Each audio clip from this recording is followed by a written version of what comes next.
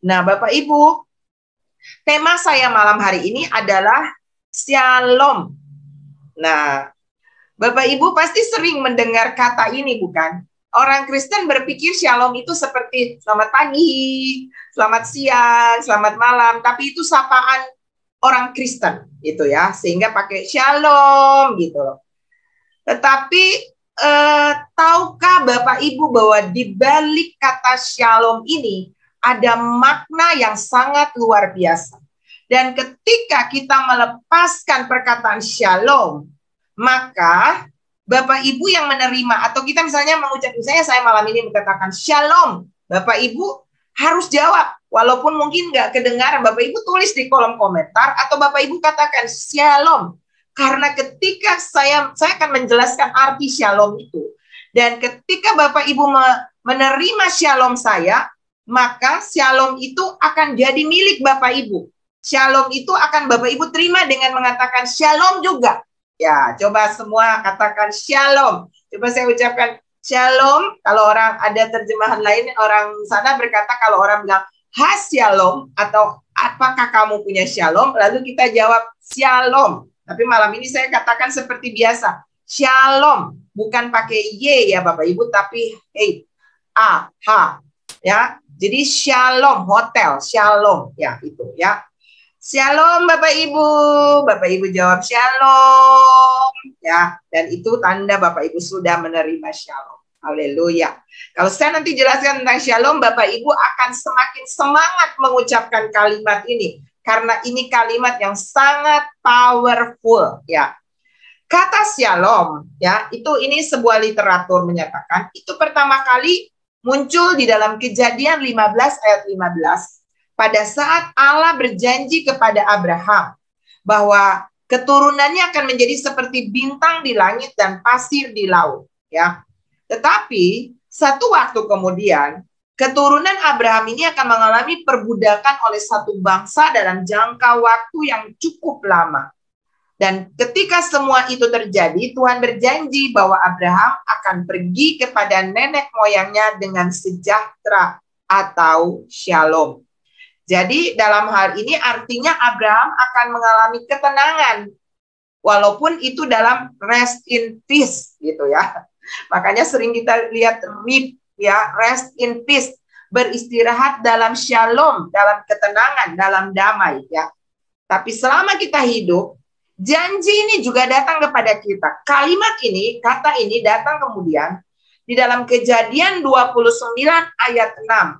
2 kali langsung diucapkan ya Bapak Ibu, kepada siapa? Pada satu waktu ketika Abraham menyuruh untuk Yakub menyuruh untuk mencari istri kepada Rahel, ya, maka ketika pesuruh itu datang dan bertanya, kalimat ini muncul ketika Yakub menanyakan tentang keadaan, Yakub ya, menanyakan keadaan daripada pamannya Laban yang anak-anaknya akan menjadi istrinya. Lalu dia bertanya di sana bahwa apakah kalian baik-baik saja? Dia bertanya kepada Laban. Apakah kalian shalom? Nah, jadi shalom ini lalu Rahel menjawab, ya, kita dalam keadaan shalom. Nah, seperti halnya bahasa Ibrani, kata shalom ini diterjemahkan dengan kata damai, ya. Jadi shalom itu memiliki arti damai. Tetapi sesungguhnya kata ini memiliki arti yang lebih dari sekedar kondisi damai. Damai itu adalah tidak ada peperangan atau adanya ketenangan jiwa. Shalom itu mengandung arti yang jauh melebihi pengertian-pengertian ini, ya. Karena dia berkonotasi atau memiliki sebuah pengertian, ini adalah sebuah keutuhan hidup yang penuh dengan kesejahteraan, keamanan, kemakmuran, keutuhan, integritas, dan kesempurnaan. Wow, ini dalam banget Bapak Ibu ya. Jadi saya pelan-pelan saya jelaskan kepada Bapak Ibu. Jadi dalam kata shalom ini ada 3 lapisan pengertian, pemahaman yang kita bisa dapat. Yang pertama, shalom itu merujuk kepada kemakmuran atau kesejahteraan secara materi. Ya, pemahaman ini juga mencakup kesehatan secara fisik. Misalnya, apakah Bapak Ibu sedang shalom? Artinya Bapak Ibu sedang punya kecukupan secara materi, fisik, kesehatan. Bapak Ibu sedang ada di dalam kecukupan makan, minum, dan sebagainya. Pemeliharaan dan perlindungan. Itu ada di dalam, nanti Bapak Ibu baca di dalam, catat aja ya. Kejadian 29:6, 37:14, 43:27, kemudian Keluaran 18:7, 1 Samuel 10:4, 17:18 ya. Jadi pengertian lapisan pertama dari shalom ini adalah merujuk kepada kesejahteraan secara materi. Kita punya kebutuhan yang terpenuhi, itu shalom, makna yang pertama. Makna yang kedua, lapisan kedua tentang pengertian shalom ini berfokus kepada keadilan ya. Jadi arti kata shalom ini diidentikan dengan tidak ada peperangan atau adanya ketidakadilan, tapi yang ada adalah kedamaian ya, mengacu kepada pemulihan hubungan yang benar antara sesama manusia. Ada damai, ada ketenangan tanpa perang, tanpa sengketa ya. Misalnya ada pihak-pihak yang bertikai, kemudian mereka berdamai, itu disebut shalom ya. Itu arti yang kedua. Jadi tidak ada perang, ada ketenangan, ada kedamaian. Yang pertama tadi ada kelimpahan, ada berkat, ada kecukupan secara materi, bahkan termasuk kesehatan. Yang ketiga, kata shalom ini merujuk kepada apa? Integritas. Kejujuran ya, integritas itu kejujuran Bapak Ibu. Ketika seseorang melakukan hal yang benar ya, sehingga walaupun tidak diketahui, maka orang itu akan tetap ada shalom di dalamnya karena dia punya kejujuran. Dengan kata lain, dia punya fear of God, punya takut akan Tuhan ya. Jadi orang-orang yang punya shalom ini artinya orang-orang yang punya 3 lapisan ini Bapak Ibu. Punya kelimpahan, kemakmuran, berkat yang Tuhan siapkan dalam keadaan apapun, dia tetap ada. Yehova Jireh tetap datang mencukupi semua kebutuhannya, sekalipun katakanlah dia lagi dalam kekurangan, tetapi Tuhan mensuplai kehidupannya. Kita mendapat yang namanya kingdom supply dalam kehidupan kita. Kemudian yang kedua tadi, kita nggak bertikai, kita hidup dalam perdamaian, tidak ada permusuhan dengan orang lain. Dan yang ketiga ini adalah kita hidup di dalam kejujuran, takut akan Tuhan, sehingga shalom ini akan menjadi bagian dalam kehidupan kita. Nah, ketiga arti tersebut di atas, ini bukan sebuah pilihan terpisah, tapi ini merupakan sebuah gambaran yang utuh, ya, menyatakan bahwa semuanya berjalan dengan baik. Bukan cuma untuk kita secara pribadi, tapi juga untuk orang-orang yang ada di sekeliling kita. Jadi shalom ini mengandung makna depan dan makna belakang kepada saudara dan kepada orang yang ada di sekeliling saudara. Jadi kita bebas dari berbagai intimidasi, kita bebas dari berbagai tekanan jika kita memiliki yang namanya shalom atau sejahtera ini. Nah, Bapak Ibu, dengan adanya shalom, maka kita bisa menikmati hidup yang ada. Amin. Dengan adanya shalom, maka itu menjadi sumber kekuatan bagi kita untuk menghadapi gejolak dunia hari-hari ini. Ada lagu bilang begini, kalau ku cari damai, hanya ku dapat dalam Yesus. Kalau ku cari ketenangan, hanya ku temui di dalam Yesus. Tapi kadang orang menggantinya begini, kalau ku cari damai, aku pergi ke Gunung Kawi. Apa bisa begitu Bapak Ibu? Atau kalau ku cari damai, aku cek saldo di tabunganku. Apakah begitu Bapak Ibu? Damai bisa ditawarkan oleh dunia, tapi itu hanya bersifat sementara. Damai yang ditawarkan oleh Tuhan, itu mengandung kedamaian, kesejahteraan, keamanan, kesehatan, kemakmuran, ketenangan, kepuasan, hubungan persahabatan manusia dengan Tuhan yang aman dan dengan sesama, sehingga kita ada dalam perlindungan yang sempurna. Haleluya. Amin Bapak Ibu. Dan bukankah ini hal yang dicari oleh semua manusia? Sekalipun kita punya banyak harta, tapi apa artinya? Amsal berkata, apa artinya makan roti daging tapi nggak ada damai? Ya, kita hidup berlimpah, tapi kita nggak merasakan damai. Nanti saya akan bahas di bawah ini. Dan dunia hari ini, kalau Bapak Ibu lihat goncangan, tadi Ibu Paula di awal kita berdoa berkata ada gempa di Ambon, ada, kalau saudara lihat cuaca ya di depan tempat apartemen kami ini, tadi saudara nggak biasanya loh, gantungan handuk kita itu sampai jatuh ke pintu karena kencangnya angin. Dan dikatakan bahwa akan ada cuaca-cuaca ekstrim hari-hari ini ya. Kita berdoa supaya gejolak dunia apapun itu, Bapak Ibu tetap merasakan damai. Amin. Dunia sedang butuh damai. Dan damai itu didapat melalui orang-orang yang punya damai.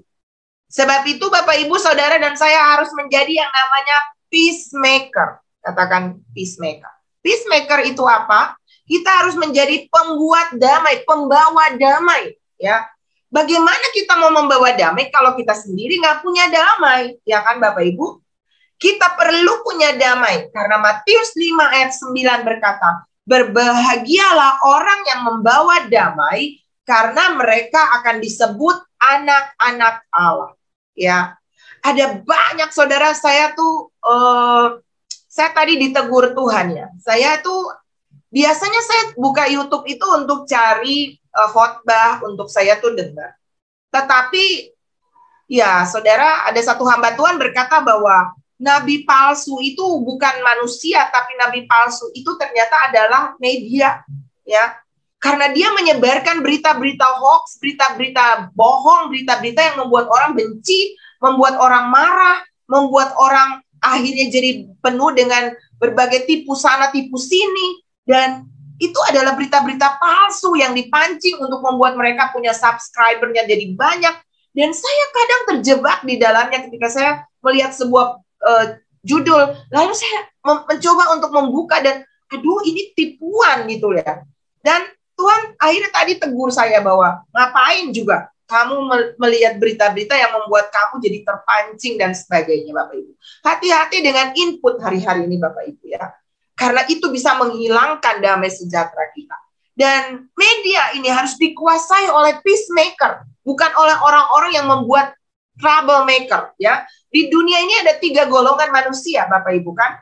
Yang pertama itu adalah history maker. History maker ini peacemaker. Orang-orang yang membawa sejarah, yang membawa damai, yang membawa kedamaian, ketenangan bagi orang di sekelilingnya.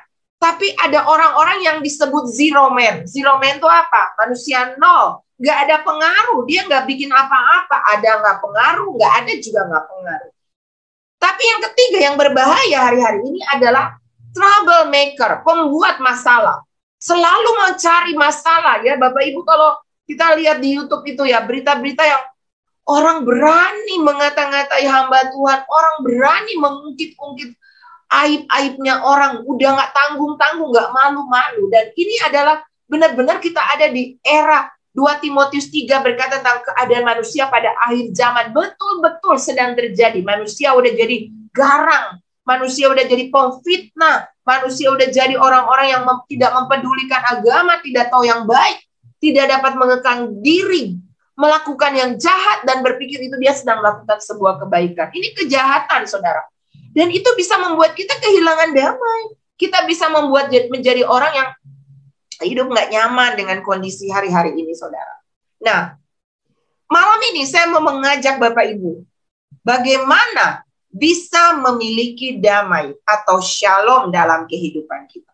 Karena ternyata ketika kita punya shalom, maka kita bisa menikmati hidup. Hidup ini singkat, udah banyak masalah. Sekalipun banyak masalah, tapi kita bisa tenang, kita bisa alami damai. Saudara ingat, waktu murid-murid sedang ada di danau dan terjadi gelombang besar, mereka hampir tenggelam. Apa yang terjadi dengan Tuhan Yesus? Dia sedang tidur. Kenapa dia tidur? Karena dia punya damai, dia punya shalom. Sehingga dalam keadaan di mana sedang ada badai, dia bisa tetap tenang. Amin, Bapak Ibu. Hari-hari ini mungkin Bapak Ibu punya banyak masalah, punya banyak pergolakan. Saya tahu Ibu Dion tadi ya yang bersaksi. Saya tahu bagaimana situasi dia ketika dia sedang ada dalam gejolak. Tapi saya bersyukur kepada Tuhan. Di tengah-tengah gejolak itu dia bisa memiliki shalom. Amin Ibu Dion. Sehingga malam ini dia bisa jadi kesaksian untuk menguatkan kita. Bahwa kita mungkin bisa punya situasi-situasi yang sulit. Tapi kalau kita punya shalom, kita punya damai, kita tidak akan pernah tergoyahkan. Sekali Yesus tetap Yesus. Sekali beriman dan yakin dia tolong, pasti dia akan tolong kita. Nah, yang pertama Bapak Ibu, bagaimana kita bisa memiliki damai? Damai itu kita bisa dapat hanya ku dapat dalam Yesus. Jadi damai itu pemberian, anugerah yang saudara dapat ketika saudara punya raja damai. Raja dangdut ada, raja narkoba ada, tapi raja di atas segala raja itu adalah raja damai, dan dia adalah Yesus Kristus Tuhan kita.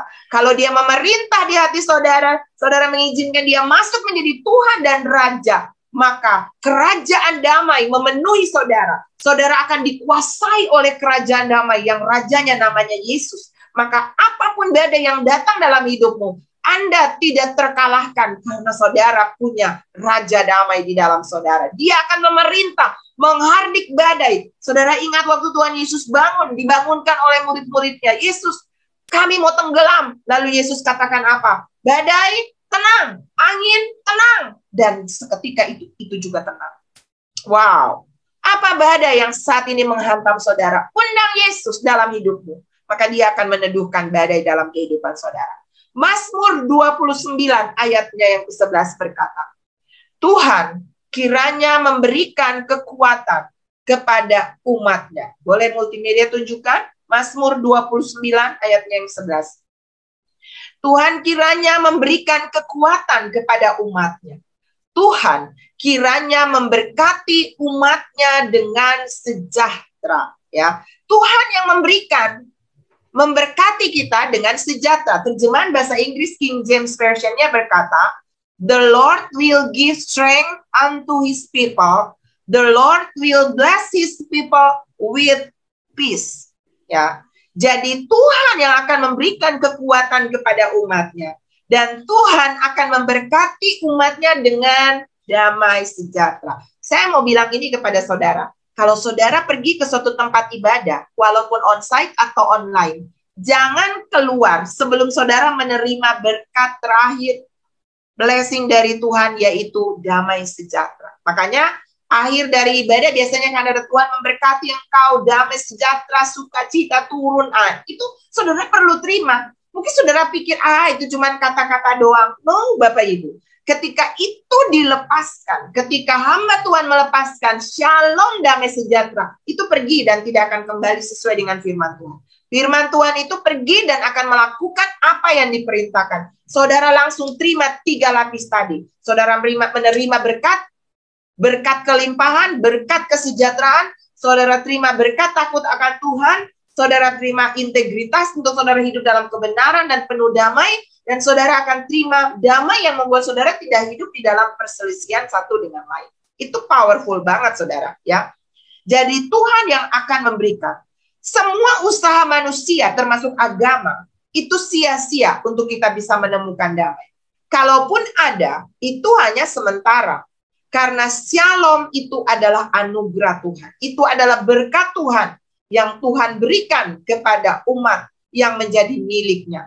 Kalimat lainnya dibilang, bahasa aslinya dibilang periosios. Umat itu artinya periosios. Apa itu periosios? Satu-satunya milik kepunyaan Tuhan. Harta kesayangan Tuhan. Dan itu apa? Bukan Bima Sakti, bukan langit, bukan bumi, bukan. Saudara dan saya. Wow. Dan untuk periosiosnya, untuk kekasihnya, untuk yang terbaik ciptaannya. Tuhan mau lepaskan shalom, damai sejahtera.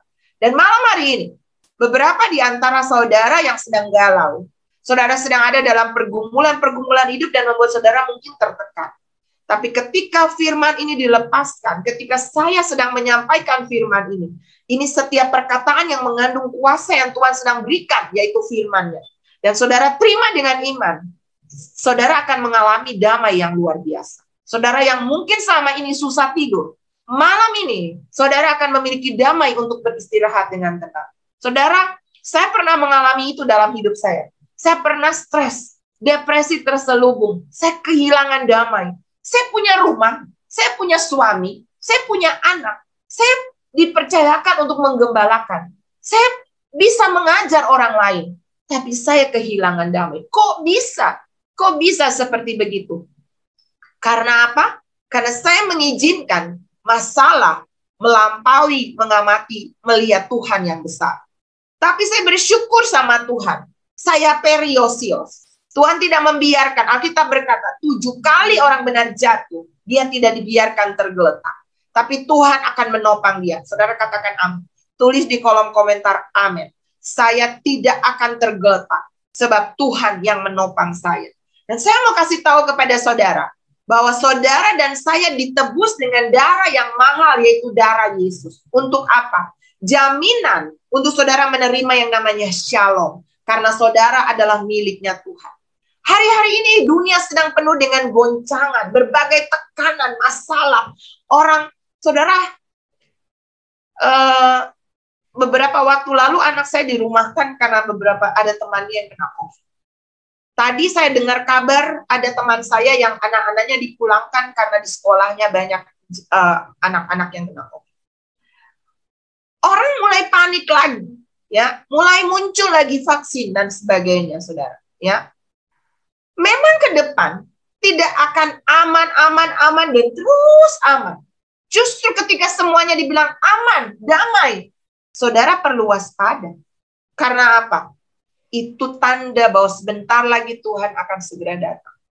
Tapi saudara perlu mempersiapkan diri dengan sungguh-sungguh untuk meyakinkan bahwa kita adalah milik kepunyaan Tuhan sehingga kita menerima shalom. Tadi saya bilang di awal, dengan shalom, manfaat shalom itu, kita akan bisa menikmati hidup di tengah-tengah situasi yang tidak nyaman.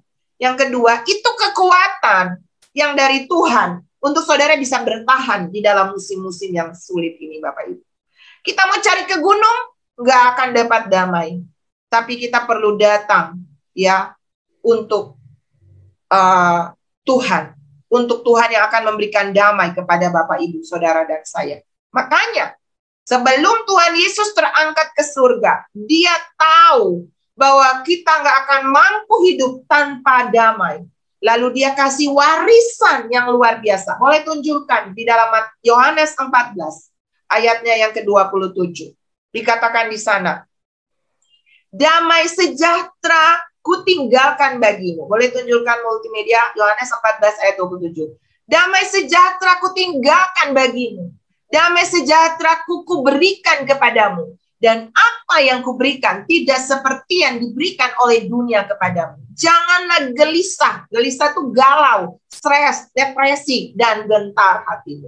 Dunia berkata akan ada begini, begitu, kiamat, kegelapan, dan segala macam. Tapi ingat, ini jaminan dari Tuhan. Tuhan berjanji dan dia sudah berikan itu kepada saudara saya. Bukan akan, sudah. Di mana? Di dalam saudara. Apakah saudara yakin punya Yesus? Kalau saudara punya Yesus, Yesus sudah ada. Damainya juga ada di dalam saudara. Katakan amin. Yesus tinggalkan warisan ini jauh melebihi apapun, yaitu damai sejahtera. Dan damai yang Tuhan berikan tidak seperti yang dunia berikan. Apa bedanya? Damai dunia itu bersyarat. Kalau aku punya duit di bank, aku damai. Kalau aku punya makanan, aku damai. Kalau aku punya keluarga bahagia, aku damai. Tapi damai yang dari Tuhan ini, sekalipun kau tak menjawabku, sekalipun kau tak lepaskanku, namun ku akan tetap menyembahmu takkan kutukar dengan apapun. Bagiku hanya Kaulah Tuhanku, tiada Allah lain dalam hidupku.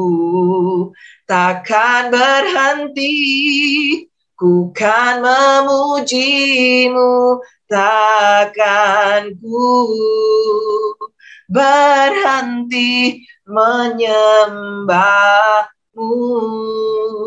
Saudara, salah satu tanda yang akan terjadi di akhir zaman ini, murtad. Kenapa murtad?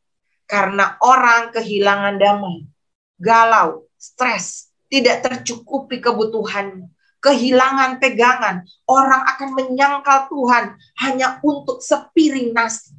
Orang hanya akan menyangkal Tuhan untuk gantengnya atau cantiknya seseorang.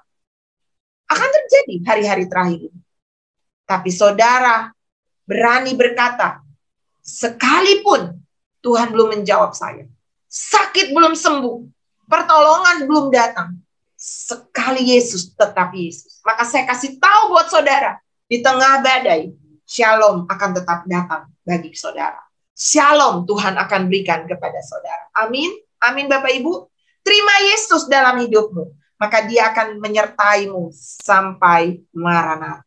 Haleluya, sampai Dia datang kali kedua. Nanti hari Minggu, saudara, saya akan seminar tentang menyongsong kedatangan Tuhan kedua kali.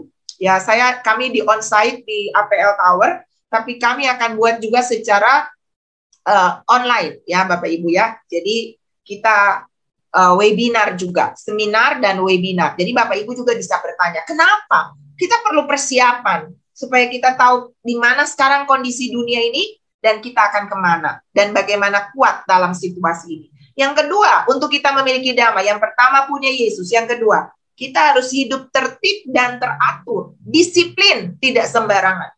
Kalau Yesus ada di dalam Bapak Ibu, maka Bapak Ibu akan jadi orang yang tertib hidup. Amin. Orang yang disiplin, menggunakan waktu, menggunakan uang, menggunakan talenta, tidak untuk hal-hal yang sembarangan. Contoh, kalau kita pinjam, ya beberapa mungkin kita terjebak, tapi selalu ada kesempatan ketika kita sudah bertobat.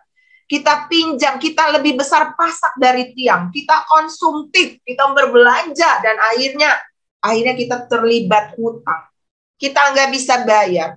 Penagih hutang datang, tukang kredit datang, hilang damai nggak? Dia ketok-ketok pintu. Dia telepon, saudara pasti akan ganti nomor telepon karena saudara ditekan, diintimidasi. Saudara nggak punya SIM, saudara di jalan, takut nggak? Aduh polisi, jalannya nggak damai saudara. Saudara ngebut melebihi kapasitas yang ditentukan misalnya di sebuah jalanan. Saudara takut kan diamati oleh CCTV, nanti bisa tagihan datang ke rumah. Atau saudara ganjil genap. Waktunya genap, saudara punya mobil ganjil, misalnya motor ganjil. Saudara masuk jalur yang harusnya ganjil, saudara damai enggak? Coba tulis di kolom komentar. Saudara pasti takut, benar enggak? Atau saudara misalnya, yang sudah punya istri, yang sudah punya suami, lalu saudara ngintip lagi, saudara punya will, pil, dan sebagainya. Ya, saudara was-was enggak? Kalau nanti handphonenya dipegang istri atau dipegang suami. Nggak damai, takut saudara. Iya kan? Saudara di kantor, saudara korupsi. Takut nggak satu waktu nanti akan ketahuan? Jadi ketika kita nggak tertib, kita akan kehilangan damai sejahtera, Bapak Ibu. Sebab itu mari hidup berpadanan dengan firman Tuhan. Amin. Kalau kita mau melakukan apapun supaya tetap ada damai, tanya Tuhan. Dalam pilihan-pilihan sulit, mau memilih jodoh, jangan asal, ganteng, cantik, dia wibawa. Tahu wibawa Bapak Ibu? Bawa duit, bawa mobil, ya. Lalu akhirnya kita, oke lah, yang penting mau percaya Yesus atau nggak percaya Yesus, yang penting kan dia punya duit, ya kan Bapak Ibu? Akhirnya apa? Ya udah. Yang penting saya bisa punya uang misalnya. Dan apa yang terjadi? Ternyata itu bukan kehendak Tuhan. Akhirnya kita kehilangan damai sejahtera. Jadi intinya Bapak Ibu adalah, yang kedua ini adalah kita perlu hidup tertib disiplin dengan jalan tanyakan Tuhan dalam setiap keputusan. Alkitab sendiri berkata, kalau kamu mau pergi ke kota A atau B, tanya Tuhan dulu. Boleh nggak Tuhan? Jangan sampai ini keinginan bukan yang Tuhan mau, ya, bukan God's will, tapi I will. Tapi kalau kita God's will, Tuhan yang akan menolong saudara, walaupun itu ada masalah. Saya ingat waktu kami sedang membangun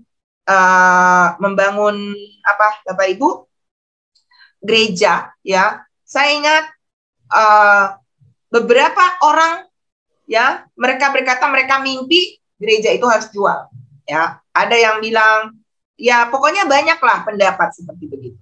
Tapi karena ketika pertama kali tanah itu didapat, itu kita belum tahu itu tanah kosong itu punya siapa. Tapi itu adalah tempat gundukan sampah. Dan satu waktu suami saya mungkin pernah cerita, ya, kita pergi ke situ cari ruko sebenarnya untuk tempat ibadah. Tapi waktu sampai di sudut itu, tanah kosong itu, kita turun dari mobil sambil lihat-lihat ruko gitu kan. Tapi saya berdiri di samping tanah itu, lalu saya lihat gundukan sampah itu, lalu saya bilang begini sama suami saya, kok hatiku damai ya berdiri di sini, gitu ya. Tapi suami saya langsung tangkap itu, dia bilang ini, apa? Hatimu damai? Wah, kita berdoa. 1 minggu kemudian orang datang dan bilang bahwa ada tanah mau dijual. Dan ketika suami saya bilang, coba kita pergi lihat tanah itu, ternyata tanah yang dibilang itu tanah yang saya berdiri di sampingnya itu, padahal kita nggak tahu kalau itu, saudara, ya. Dan ketika ada banyak perkataan yang bilang jual, udah bukan waktunya membangun dan sebagainya, arahan Tuhan itulah yang membuat kami bertahan. Tuhan, kan Tuhan yang kasih tanah ini. Tuhan yang berikan damai di hati kami. Itu semacam wasit yang memperingati bahwa itu adalah pilihan Tuhan. Dan benaran saudara, Tuhan membela apa yang menjadi pilihannya bagi kita. Dalam memilih jodoh, dalam memilih pekerjaan, dalam memilih tempat di mana saudara akan pergi, tanya Tuhan. Kalau Tuhan yang memilih, masalah pasti ada. Tapi Tuhan bilang, mundur. Karena saya yang pilih, saya pasti bela kamu.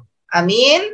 Yang kedua adalah hidup di dalam rencana dan keputusan Tuhan. Dan yang ketiga, saudara, yang terakhir adalah bagaimana kita memiliki damai. Amsal 4 ayat 23. Jagalah hatimu dengan segala kewaspadaan, karena dari situ terpancar kehidupan. Di dalam kehidupan ada damai sejahtera. Amin. Jadi yang ketiga adalah apa? Jaga hati. Hati itu ada di mana, Bapak Ibu? Boleh tolong pegang hatinya? Ya, ya. Hati itu di mana ya, Pak Dokter, Bu Dokter ya? Hati itu di bagian bawah kiri ya. Kok kita pegangnya di dada ya? Karena ternyata itu adalah pusat, ada jantung, ada paru-paru dan sebagainya di sini, saudara ya.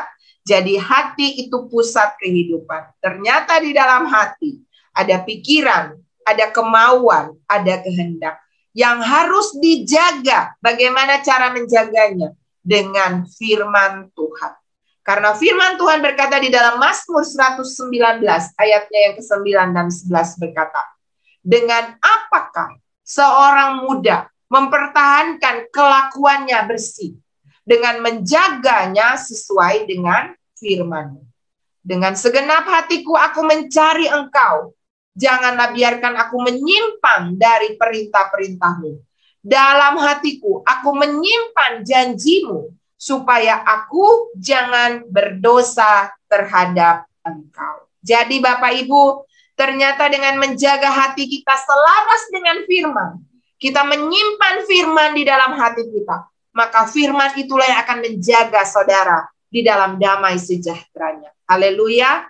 Dengan damai sejahtera yang dari Tuhan inilah, maka saudara akan bisa kuat menghadapi segala pergolakan yang terjadi hari-hari terakhir ini. Jadi, tanggung jawab kita bukan jaga kita punya hidup, bukan jaga rumah, bukan jaga harta, bukan jaga suami, bukan jaga anak. Tanggung jawab kita jaga apa, Bapak Ibu? Boleh tulis di kolom komentar. Jaga hati. Ya, terima kasih Ibu Bapak.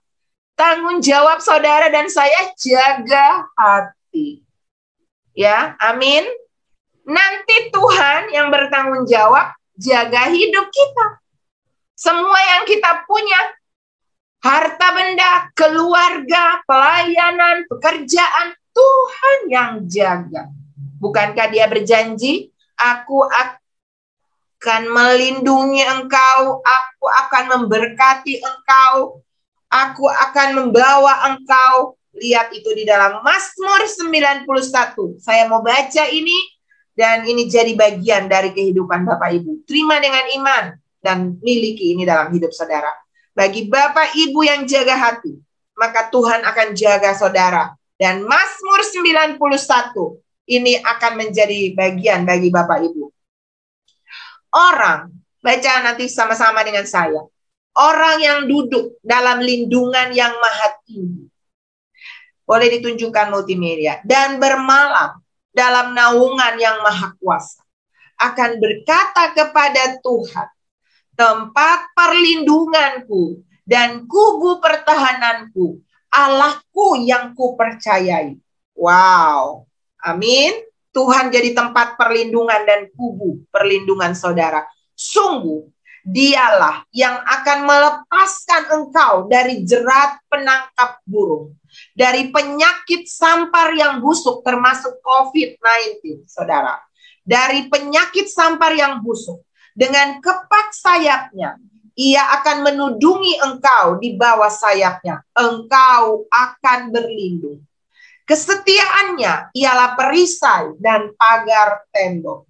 Engkau tak usah takut terhadap kedahsyatan malam, terhadap panah yang terbang di waktu siang, terhadap penyakit sampar yang berjalan di dalam gelap, terhadap penyakit menular yang mengamuk di waktu petang. Penyakit menular, ya, termasuk COVID, saudara. Walau 1000 orang rebah di sisimu. Kita nyanyi ya. Walau